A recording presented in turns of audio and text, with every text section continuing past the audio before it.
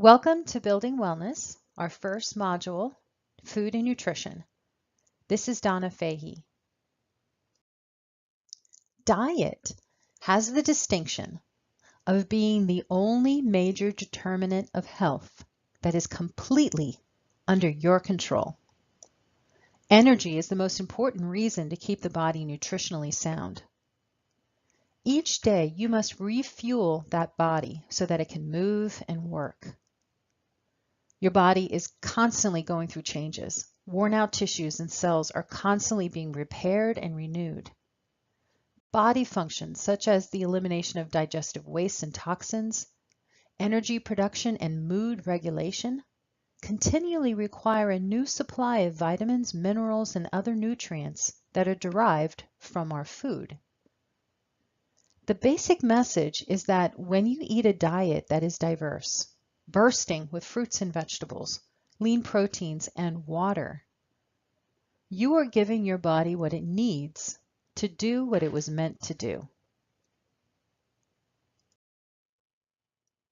Now, eating in our time has become very complicated. There are millions of diets out there promising weight loss to age prevention. There are new fads, miracle foods, elixirs, smoothies, powders, and shakes. And despite this information, we still do not know how and what to eat. Michael Pollan, a writer for the New York Times, tackled this dilemma and created 3 simple food rules. Eat food, mostly plants, and not too much.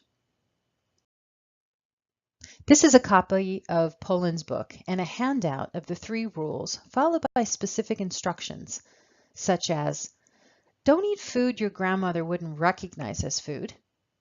Don't eat breakfast cereals that change the color of the milk.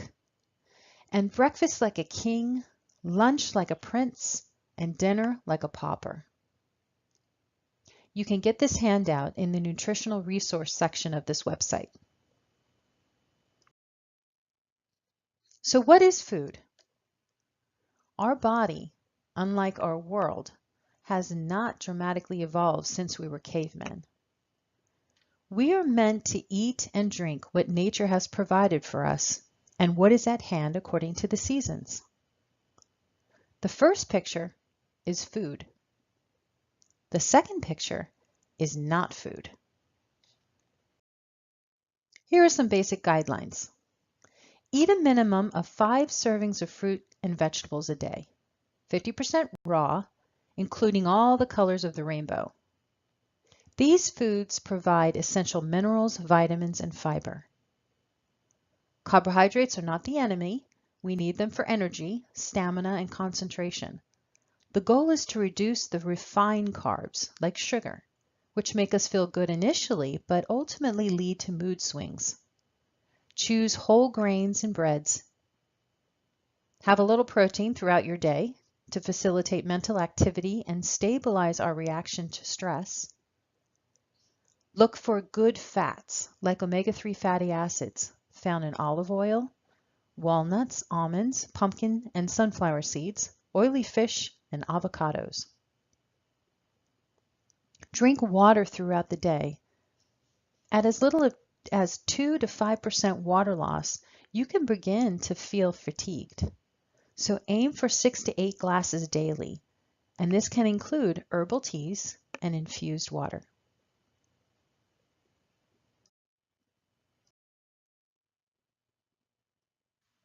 This poster explains the 3 rights of medicinal foods: the right choice, the right environment, and the right condition. I want to bring your attention to the second lesson. Food is associated with psychological, social, and cultural needs that reach beyond nutrition. These needs must also be met while you're planning, preparing, sharing, and eating your food. If food is constantly eaten quickly, poorly, and under stressful conditions, then the body, the mind, and the spirit will be quickly depleted, lack energy, and eventually become stressed, unhappy, uncomfortable, and diseased. So while we're focusing on nutritional value of our food, also remember that we must feed our soul. There are many resources and guidelines that can help you design better eating habits within this website. Feel free to explore these on the Building Wellness website by choosing nutritional resources.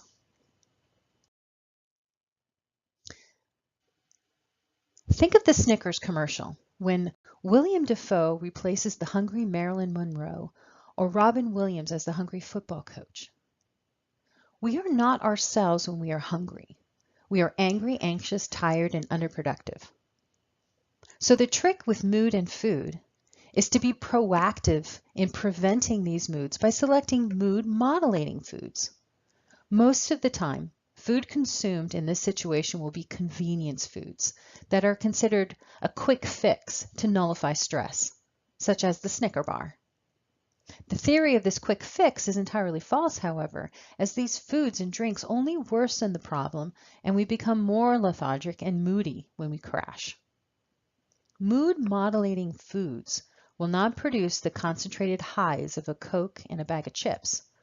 Rather, they will allow us to be normal and in a steady, positive state. The workhorse of our moods are neurotransmitters, chemical messengers used by our brain and nerve cells to communicate with one another. They also trigger, regulate, intensify, or lessen our moods and reactions to stress. Your body's production of neurotransmitters depends on what you eat. When we don't eat enough of the nutritional building blocks, we reduce the brain's ability to make and properly use neurotransmitters. When a few neurotransmitters remain out of balance, when their levels are too high or too low, we become susceptible to bad moods, bad behavior, or thinking. These are the calming neurotransmitters. Serotonin is a mood-stabilizing neurotransmitter widely considered the principal regulator of good mood, appetite, sleep, and pain. Low levels exhibit depressive, anxious, and sometimes aggressive moods. GABA helps to maintain mental focus, promotes memory, eases anxiety and nervousness. It works by filtering out background noise in the brain. Melatonin acts like a hormone regulating our circadian rhythm.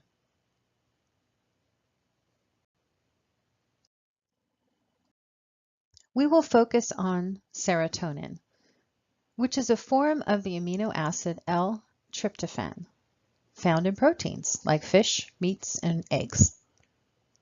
The tryptophan content of protein is one of the several reasons why protein-rich foods help to stabilize moods. Without serotonin, the function of other transmitters are affected. Serotonin triggers the cascade of serotonin, endorphins, and GABA, which also lead to the release of dopamine required to make us feel good. For a morning burst of good feelings, try some oatmeal. It's warming and comforting, and it helps to boost your serotonin levels without a sugar spike.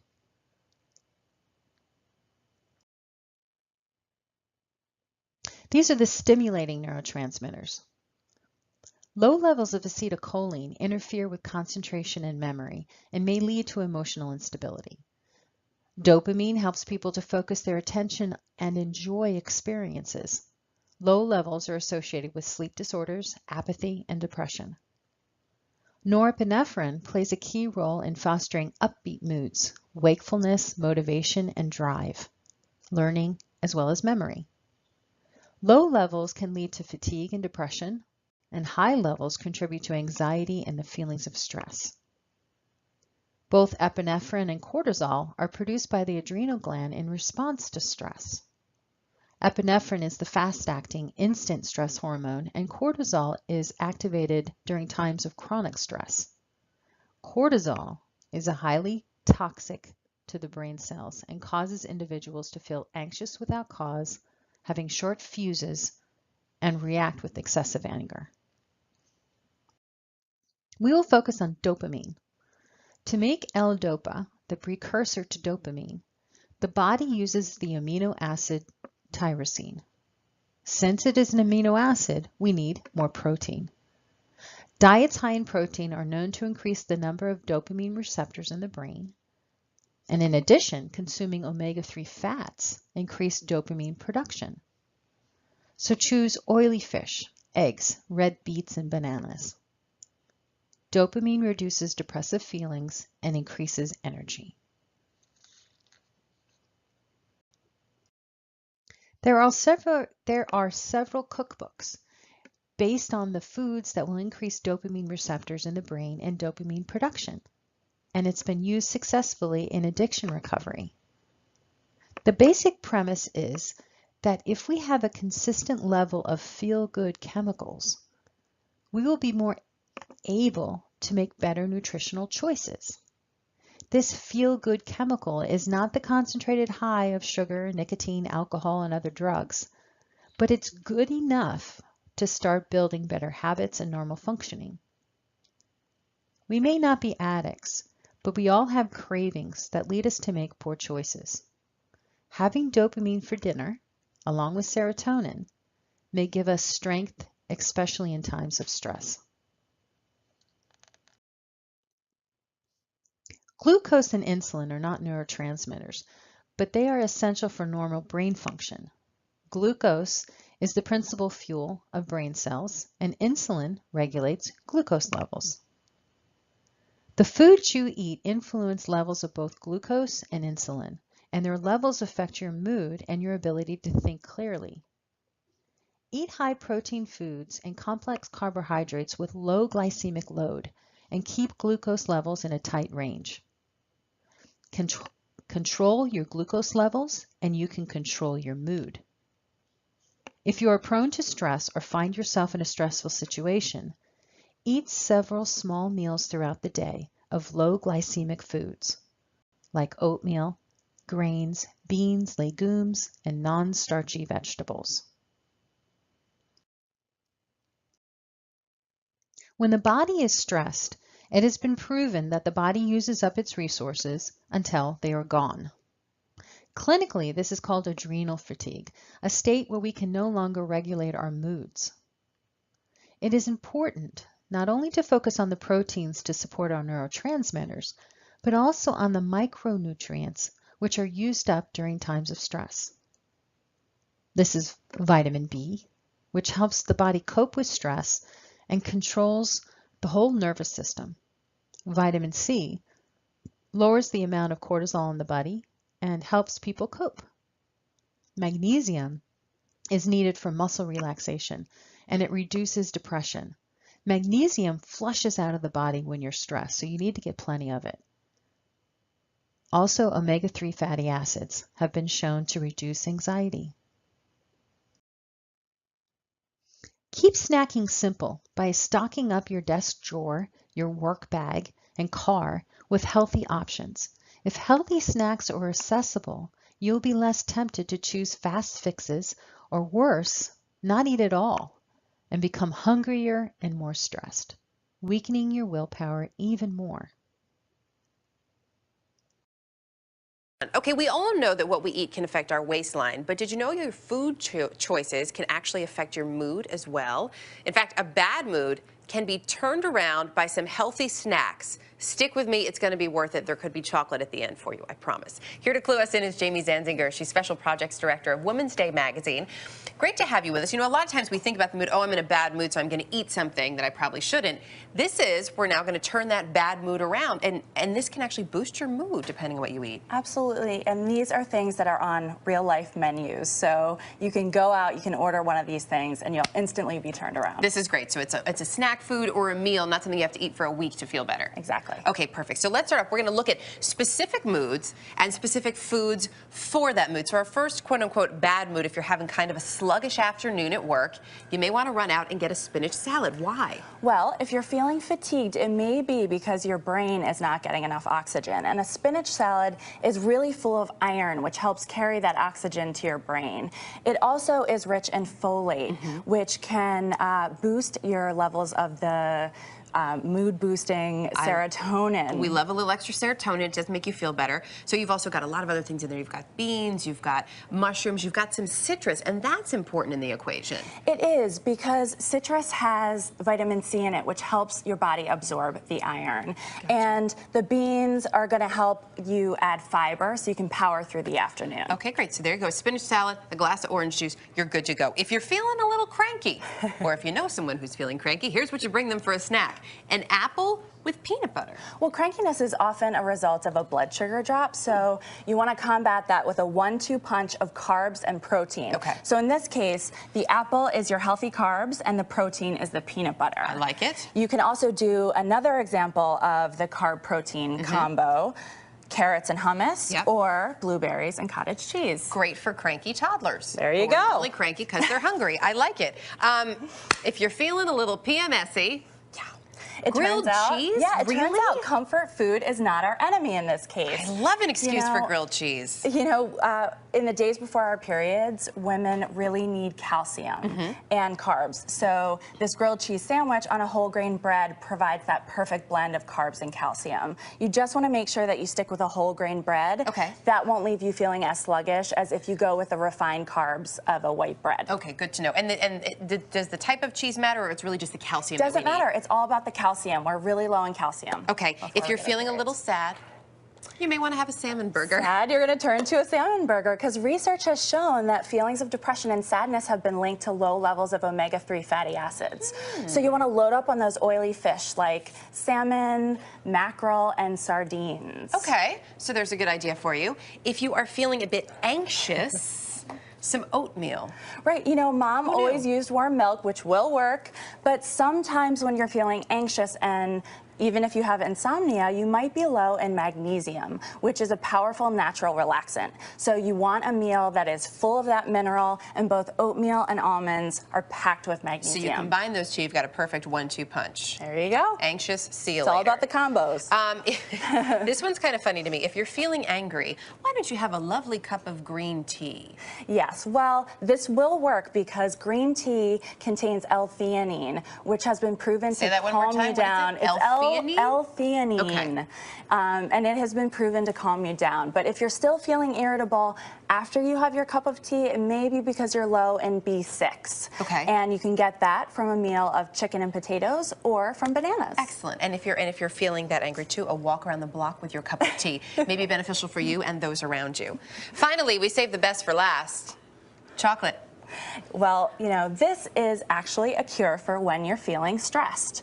Research has shown I love you, Jamie. that eating just a smidge, now we're talking 1.4 ounces or about 2 of these little squares. So, okay, so let's be really specific here. So if we're looking at these, it's 2, so 1, 2. Right, only 2. Okay, that's now, right. that has the power, that little amount, to lower the stress hormone cortisol in your body, which will instantly make you feel better. And the best part of this research is that it found that if you have that amount every single day, you'll feel less stressed out long term. Look, if we have to eat chocolate to make for a better world, we have to eat chocolate. Does it have to be dark chocolate? Dark's always typically the best one for you, right? Dark chocolate is always better. It's full of antioxidants. All right, Jamie, we'll take it. Come back anytime and bring the chocolate.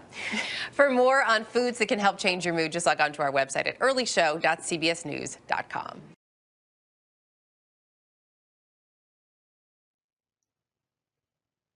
Post any questions you have regarding anything that we've discussed in this video or anything that you found in the resource page in the Building Wellness, Nutrition, and Food blog. Finally, here is with the website, building-wellness.com. Please visit. You can hear this presentation over and over again and look at the resources and participate in the blog. Thank you so much. Bye-bye.